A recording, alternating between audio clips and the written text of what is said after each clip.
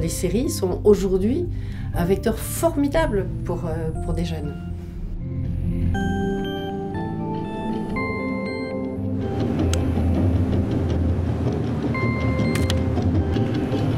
C'est que le lieu même où l'égalité peut se jouer, à l'école, ils aient la possibilité d'avoir accès à la culture, de voir un artiste, d'aller voir une œuvre, de visiter un musée, une pièce de théâtre.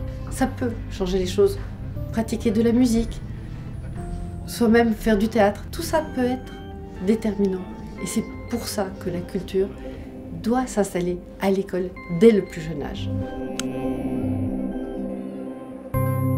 C'est pas une question de conseil, c'est une question d'opportunité, c'est une question de qui est en face, c'est une question de relation. Ça peut être Tintin, comme ça peut être Arsène Lupin, ça peut être un journal, ça peut être un grand roman d'Alexandre Dumas, ça peut être un auteur d'aujourd'hui.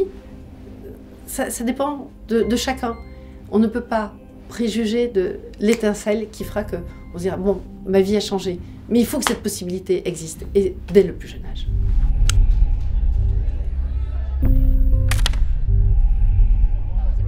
Bien sûr, et on ne peut pas préjuger de ce qu'il fera. Mais ce qui est important, c'est que cela soit possible, et que le choix soit possible. Donc c'est tellement de possibilités. Les séries sont aujourd'hui un vecteur formidable pour des jeunes.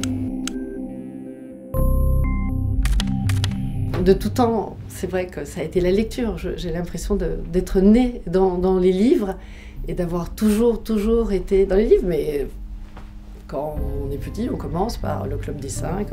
J'achetais systématiquement, avec mon argent de poche, les livres de la bibliothèque rose, de la bibliothèque verte. Et puis ça a été des choses qu'on ne lit plus aujourd'hui. Par exemple, Les Hommes en blanc d'André Soubiran, qui connaît ça encore, les Jalna. Et puis Arsène Lupin. Et puis petit à petit, les grandes œuvres de la littérature.